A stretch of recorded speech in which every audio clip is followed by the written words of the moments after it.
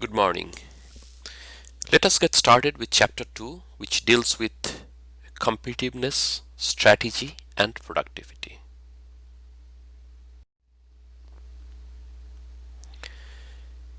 The competition in the marketplace is increasing every day. Consumers are not happy with the product which was available a month back or just 6 months back. All electronic products, they phase out of the market really fast. That's also true for other products as well. So what this slide talks about is the bar is getting higher. The standard, the expectation of the customers are increasing every day. So if companies cannot keep up with the competition, they will phase out as well.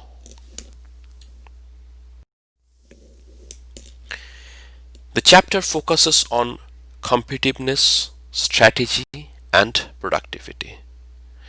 So let us look into each of the three components individually in the next few slides.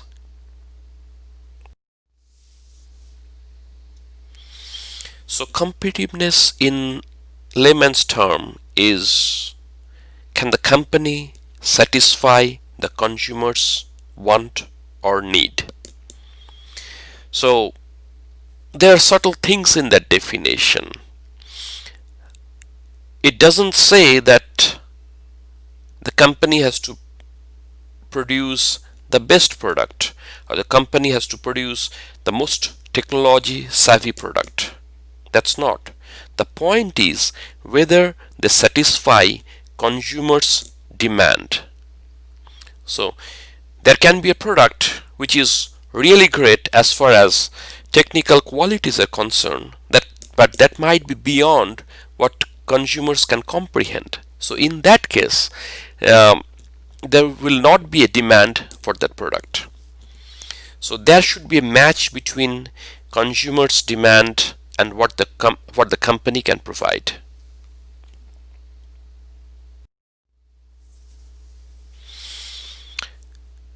So to understand what the consumers want, companies have to spend some energy, some dollar on doing some market survey. So it can be done in different ways. It can be done by a phone survey, it can be done by the sales force, it can be done by supply chain players, so because they're in close contact with the customers. So companies need to understand what the want is, or what the consumer's requirement is.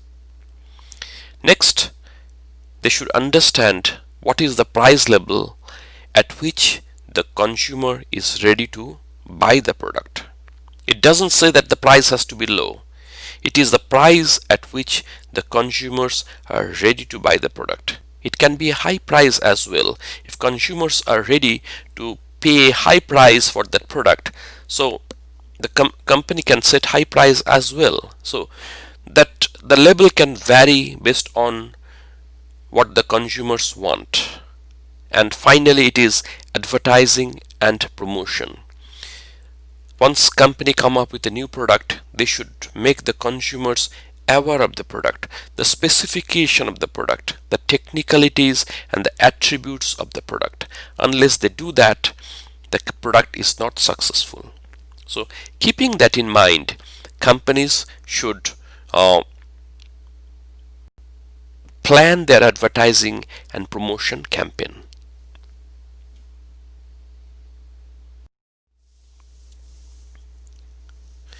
Business compete using operations. Among the 4 P's of marketing, now the 4 P's are product, price, place, and promotion. We talked about those 3 P's, the second, third, and the fourth P in the previous slide. Now, the first P of marketing is product. So if you have a superior product, you have an advantage, and that product, superior product, is possible only companies can spend time or spend their resources in their operations. So they should the product should be designed well, it should be manufactured well, uh, they should keep the cost as low as possible.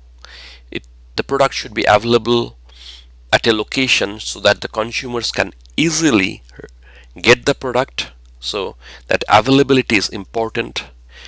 There are other aspects of the products like flexibility, which basically means as the consumer's demand changes, the product should change along with that.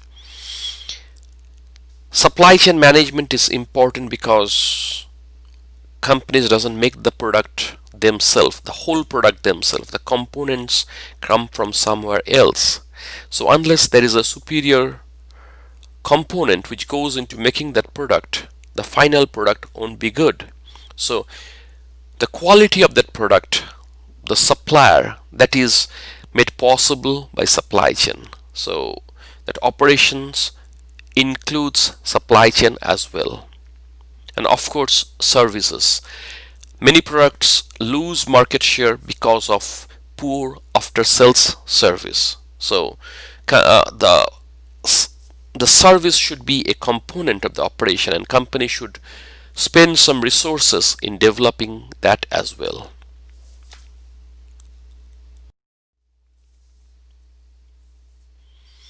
So some companies have failed, and there are records for that because of neglecting operations strategy. Companies have their own strengths and weaknesses.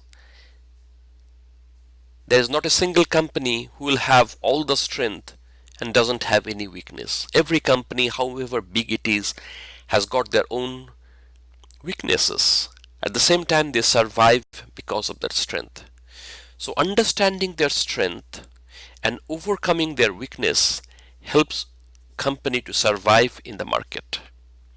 And of course, human resources is also an important component of a company. So neglecting that doesn't help companies in the long run.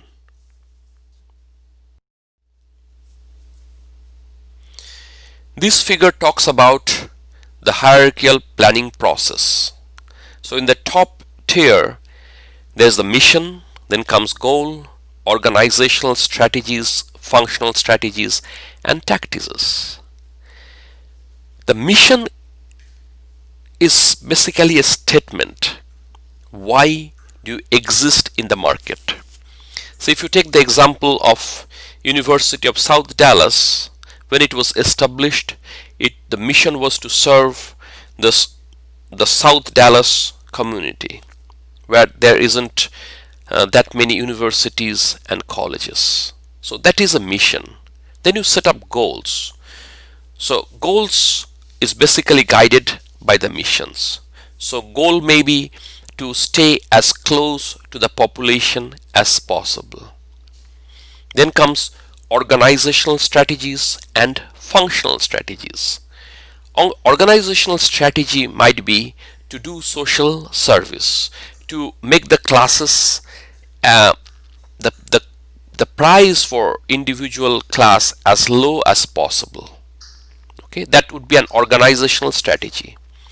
Then comes functional strategy, which would be individual goals or lower level goals. And finally, tactics. Tactics are even lower level. They are day-to-day operational strategy. Like there should be a student advisor who might help students to choose the best course or the best program for students based on their liking.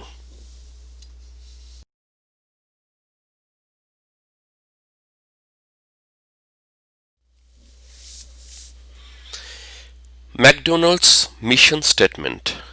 As I've discussed in the previous slide, mission statement is the spells out what is the purpose of existence of that company or organization. So McDonald's brand mission is to be customers' favorite place and way to eat. So that stays on the top, and whatever goal, strategy, tact is they will formulate everything would be guided by that mission. So for a student, the mission can be to be successful in life or to be well placed in the society. So that might be the mission. So whatever comes after that would be guided by that mission statement.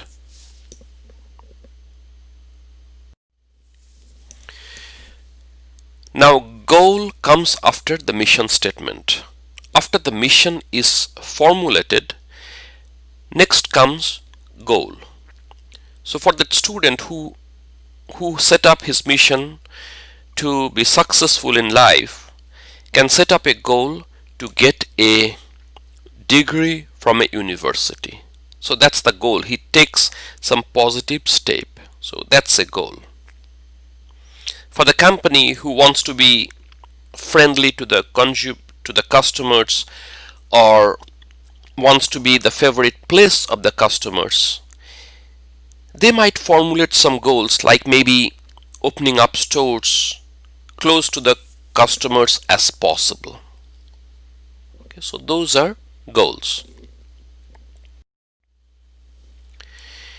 Now strategies are specific tasks they are going to undertake to achieve those goals. So strategies can be again subdivided into organizational strategy and functional strategy. The organizational strategy would be what are the different steps the organization takes to achieve those goals. And functional strategies would be at a lower level, at the functional level. So for that student who has set up that goal to be well established in life, who set up that mission to be well established in life, set up the goal to be admitted or to get a college degree or a university degree. Next, his strategy would be to get admitted and select the major which will make him successful in life. So based on the options available, he or she chooses his mission. He or she chooses the major in the university. Now tactics, they are your daily strategies or daily task that you do, or maybe weekly task that you do. Basically it is for a short time frame. So getting enrolled in say 9 credit hour of courses or 12 credit hour of courses, taking your exams well, doing your task, doing your homework. So those are tactics. And how do you accomplish each of them? So if we again recap what we have done in the last few slides, first the mission statement is set. Based on the mission, the goal is formulated. Based on that goal, the strategies are formulated, and then comes tactics. The tactics are in the lower level of that hierarchy.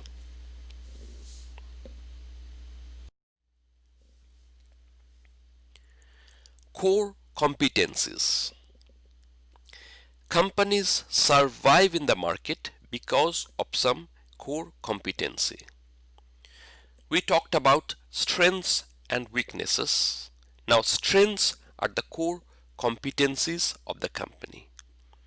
And company has to understand that and use that to the fullest so they can compete in the market and win the market share.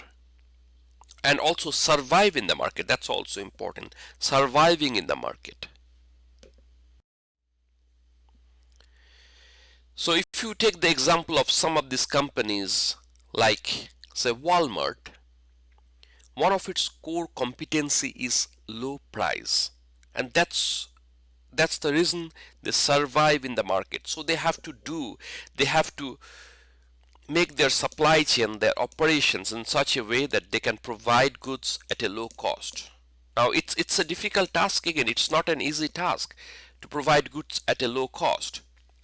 It requires tremendous amount of planning on their part to do that. But again, that's what they have done for the last few years. So that's their strength. They know how to do that. And they have to make it even better. So if you take the example of newness or innovation of the product, there are companies who are innovative. They come up with new products every day. Okay, so companies like 3M. 3M stands for Minnesota Mining and Manufacturing. So you all know that 3M produces or manufactures hundreds of products, not hundreds, actually thousands of products, starting from Scotch Brite to overhead projector to pens, chemicals, and whatnot. And 3M is such a company, they come up with new products every day. So that's what makes them successful. That's their core competency.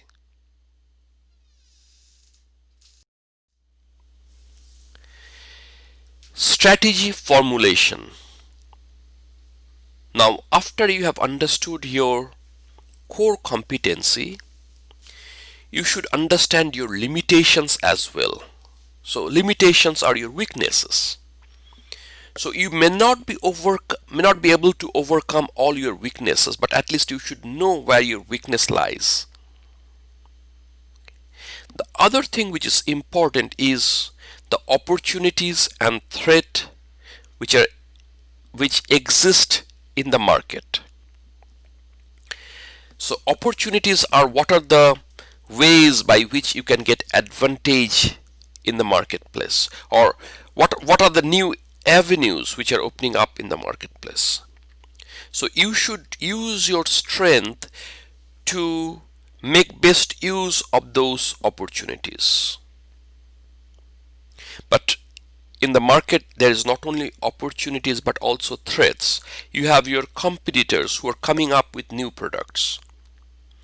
So you have to use your strength to the fullest to overcome those threats. Now, products can be broadly categorized into two categories: order qualifier and order winner.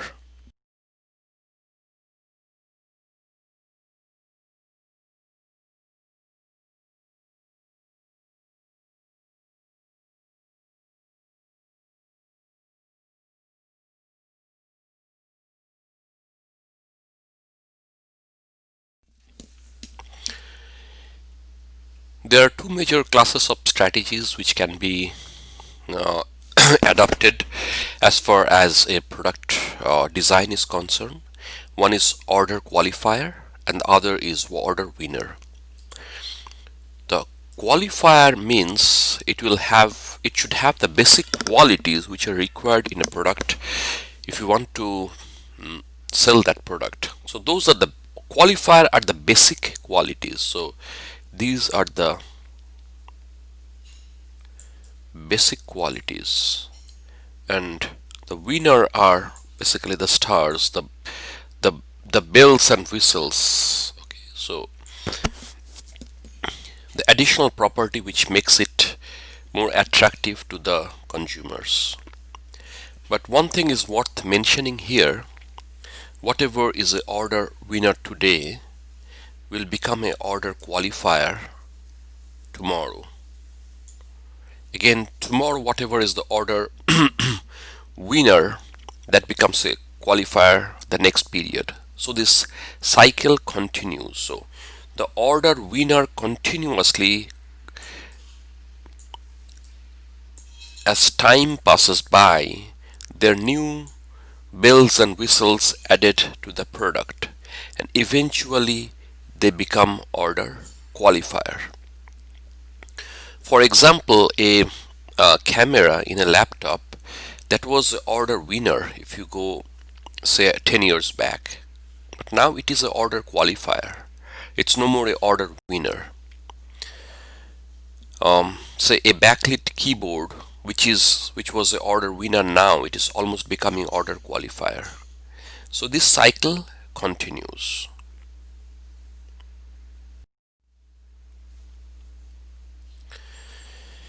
Environment scanning is necessary to understand strengths, weaknesses, opportunities, and threats. So if you see the SWOT analysis, so companies have their own strengths, weaknesses, there are opportunities and threats in the market. So strength and opportunity, this is the best area. So these are the bright spots where you have to use it to the fullest. Strength and threat, you have to use the strength to overcome threat. Okay. Weaknesses and threat, these are the difficult areas. Okay. So companies have to be careful about these areas because you're weak in that area. At the same time, there are threats. Weaknesses and opportunities, well, to some extent, even if a company is not that strong in certain areas, because of the opportunities, they can make the best use of it. Okay.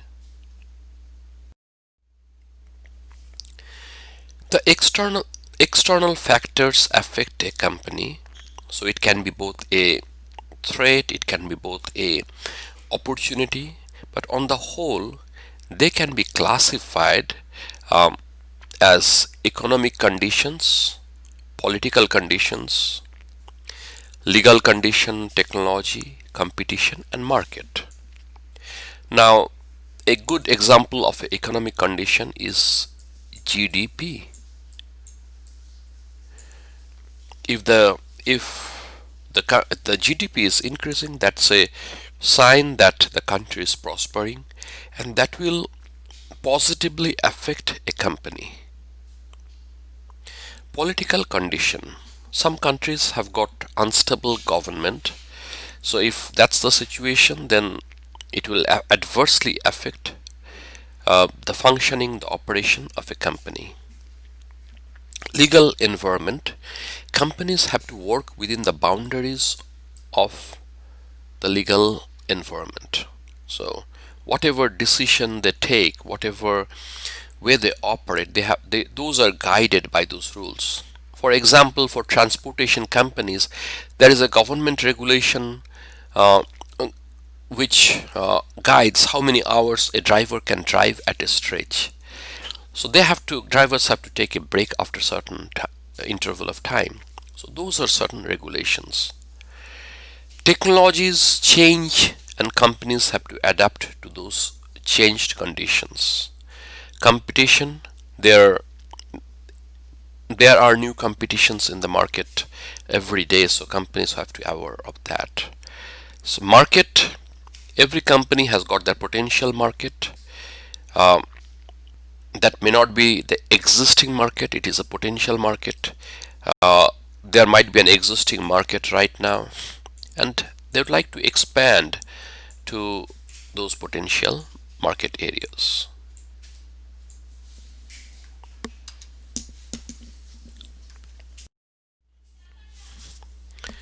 The key internal factors which make a company successful are the human factors, facilities and equipments, financial resources, customers, technology, and supplies. Now, these are very much intuitive, like human resources. You need a good, loyal workforce if you want to be successful.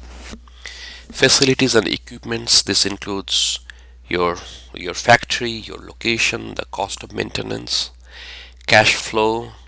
Of course, you need cash to run your operation. It can be your own or it can be borrowed from a financial institution. Let us take a look at this supplies and why is that important now.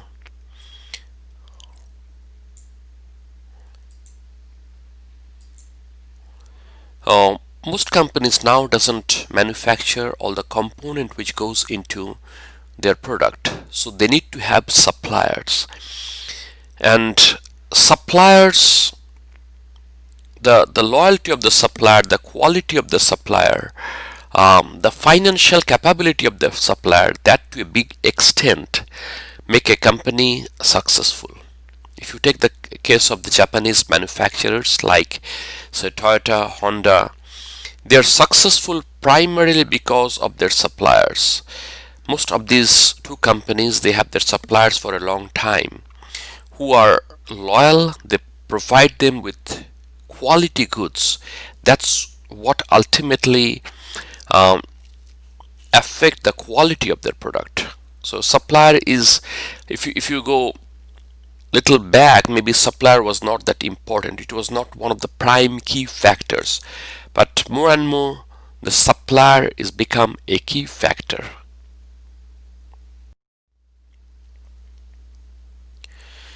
Operation strategy. So the strategy can be again what we have discussed before.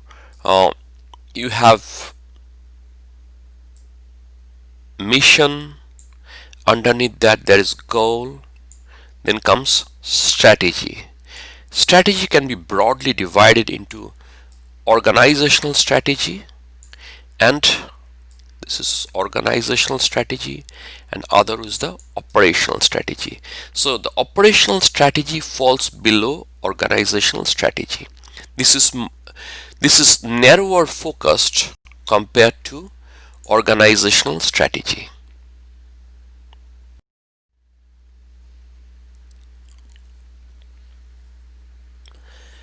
Some of the decisions, some of the strategic decisions can be enumerated as product and service design, what type of product you are going to make, and what type of service you are going to provide. So that is probably one of the first operational decision. Then comes capacity, location, where you are going to locate your factory. I'm just taking some of those decision areas.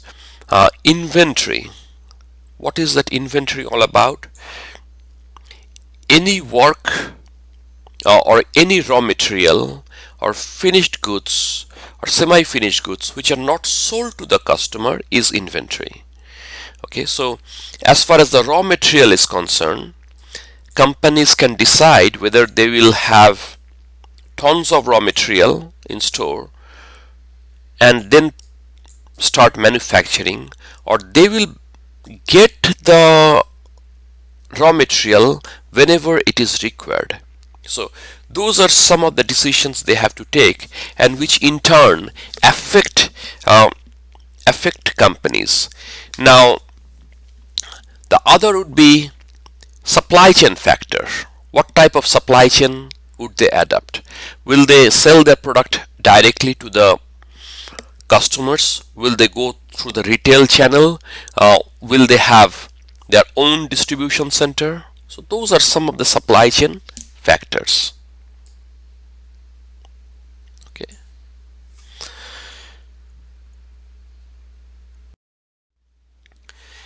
Quality based strategy. Many different companies adopt different strategies to be successful in the market. Now one of the strategy would be quality based strategy. Some company believe that if they can produce a product which is of superior quality, they can be successful. Take for example Apple. They're successful primarily because of the quality of the product. They don't compete based on price because their price is on the higher side. They always come up with new products, better quality products, which make them successful. Time based strategy. Some companies have short lead time. Um, they can produce new stuff really fast. They can change over to new products based on the consumer's requirement. So that is a time based strategy. Some companies, if it's a service company, they provide fast service, or the delivery is quick. Example of Amazon would be a very good example, where they have adopted time-based strategy like overnight delivery or few hours time window delivery.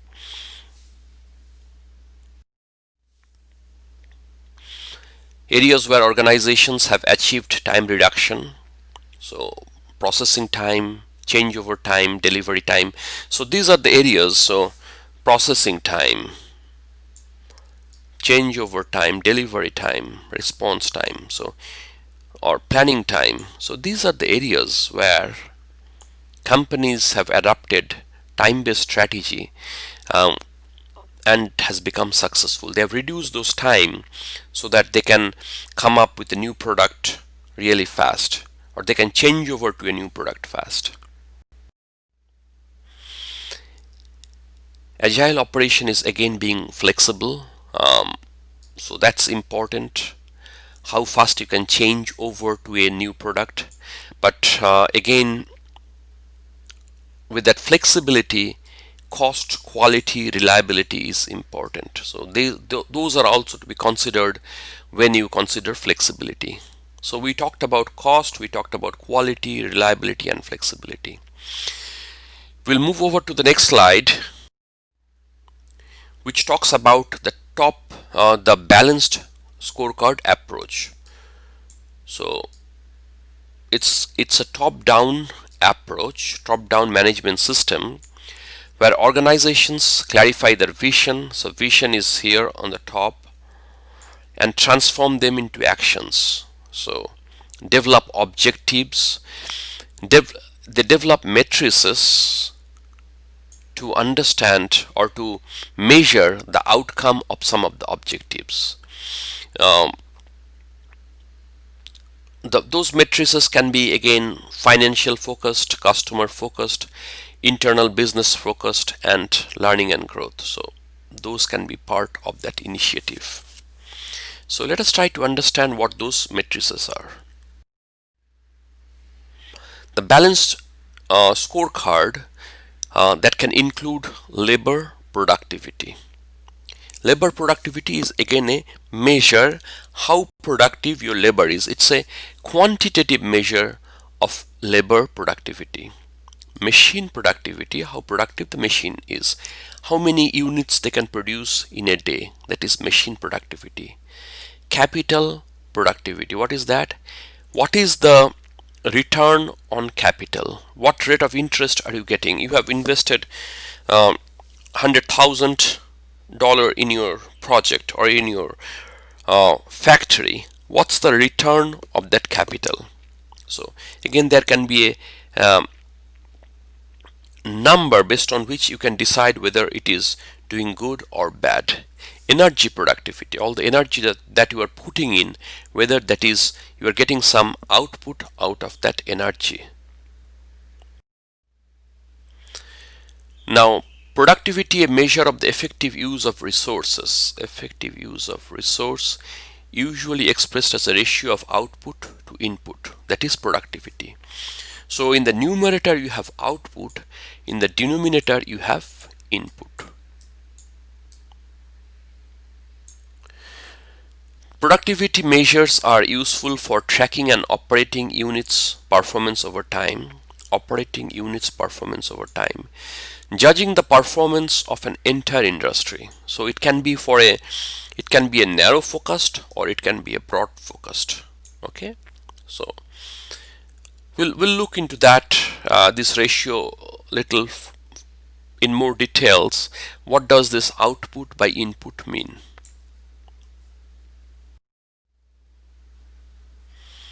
Higher productivity is linked to higher standard of living. Those countries where the productivity is high, automatically the standard of living increases. Higher productivity relates to competition, leads to competitive advantage in the marketplace. Competitive advantage in the marketplace, pricing, profit, and so on.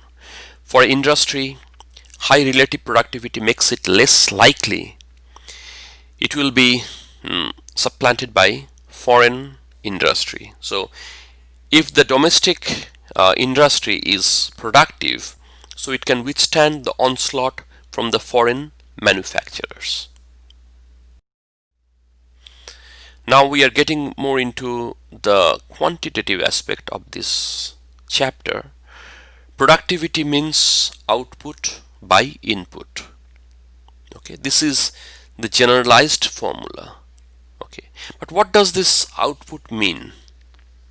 Is it for one process, whether it is a multiple process? So let us look into that. So if we have multi-factor productivity, we'll have output divided by multiple inputs. Multiple inputs include labor, machine, capital, energy, whatever. Those goes into the numerator. So this is multi-factor productivity. In partial measure productivity, in the denominator you have only one factor, say labor or say capital, any single unit. So that is a partial measurement of productivity. Okay, so we have partial measurement and multi-factor measurement. So this is a problem which can often comes like not exactly this problem but something very similar. Say unit produced is 5,500 standard price. This is the selling price or the revenue per unit. This is the labor input, the cost of labor, cost of material, cost of overheads. So in the output you'll be having these two terms: how much you are producing and what is the cost, what is the revenue per unit. In the input you will have all these factors, so it's a multi-factor productivity. Okay, you will have all these factors. So as I explained before, so in the numerator you have that over there probably I have used 5,500. It's okay, it's just for explaining you how to use this. So say you have 5,000 units which are produced, cost per unit is 30. There is a requirement of 500 labor hours. Cost per labor hour is $25 per hour. You have some material which cost $5,000. So I have this is the labor, so this is the material. Then you have overheads, this is the overhead, and it is said that the overhead is 2 times the labor cost. So this is the labor cost. If you multiply that into 2, you will get the overhead. So if you calculate that, you get that 4.12. That is the multi-factor productivity. Again, this is a ratio. You can compare this with other industries or other companies, what they're doing, what is their multi-factor productivity, and you can know whether this is good or bad. This figure shows that the US multi-factor productivity is increasing steadily, and then again it's very much intuitive. This is true for almost any country because there is more use of technology, things become more efficient, supply chain logistics become more efficient, so the productivity is increasing. Again, you don't really have to remember any of these numbers. You don't need to memorize those, but understand why this multi-factor productivity is increasing. This is one more problem. It calculates productivity growth. So you are given a previous productivity, okay, and you are given a current productivity. If you have to find the productivity growth based on the previous year, what you do is you find the increase of productivity and divide it by the previous productivity. Please remember, the percentage is calculated based on previous productivity. So you divide it by this 25, and we see that there is a 8%, negative 8% decrease of productivity. This negative value is important. That shows there is a decrease of productivity.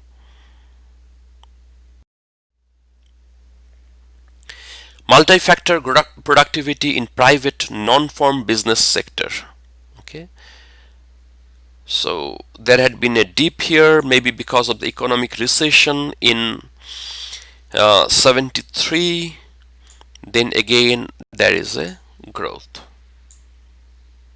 Again, not much explanation is required in this figure.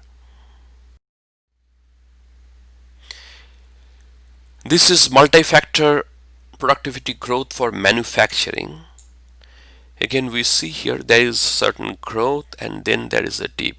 After 2000 there is a decrease of productivity. Again, there can be many factors which have caused this. We are not going into that.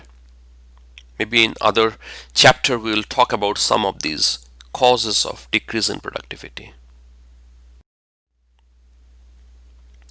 Service sector productivity. For service sector, it is much more difficult to measure productivity compared to product or production productivity. Why is that? Because services are so different. Say two surgeons or two doctors operating two different patients. To measure the productivity of those two doctors is different because the two operations are so individual cases. They're so different from one another. So in order to compare between those two cases is so different. It's true again for, say, car repair. You take your car to one store for repair. Some other time you have taken your car to some other store. How to measure the productivity? Because the problems might have been different. Okay. So in essence, measuring productivity of service is more difficult than production. Factors affecting productivity: methods, quality, management, technology, capital. Again, we will not go into much detail for each of those. In subsequent chapters, we'll talk about some of those qualities which affect, or some of those factors which affect productivity. Improving productivity, develop productivity measure. So that's important. Develop that matrices which basically have those numbers based on which you can understand whether you are in the right track or not. Determine critical bottlenecks. So there is a production, but you see that there is a bottleneck here. Things slow down here. So identifying bottleneck and removing that is important. Developing method for productivity improvement. Establish reasonable goal. If the goal is too high, maybe it's not reachable and the workers lose the morale, so that's not good again. Make it clear that management support and encourage productivity improvement. Measure and publicize improvement. Don't confuse productivity with efficiency. Efficiency is getting the most out of fixed set of resources. Productivity is effective use of all resources. Okay, so you will slowly understand the difference between efficiency and productivity. We will have another formula for that efficiency. That's what we'll see. Again, in these slides you will have some examples. I would suggest that go through these slides and try to solve some of these problems. Same over here, you have to calculate the multi-factor productivity. Okay, and in your text you will have some problems. These are very similar to that, and I would request you to solve some of those problems. You can expect these to come in the exam. Again, this is another problem which I think you should all try. I have posted some of these problems here in the slide because if you can do these problems, you will be covering the whole chapter, basically all the problems from this chapter. You have to calculate again a multi-factor productivity in this. The next one, which talks about the productivity increase or decrease, that's what you have to calculate. Okay, so our chapter ends here. Hope you have understood whatever explanations we have gone through. Please try to work out some of these problems which I have posted in this slide. Thank you.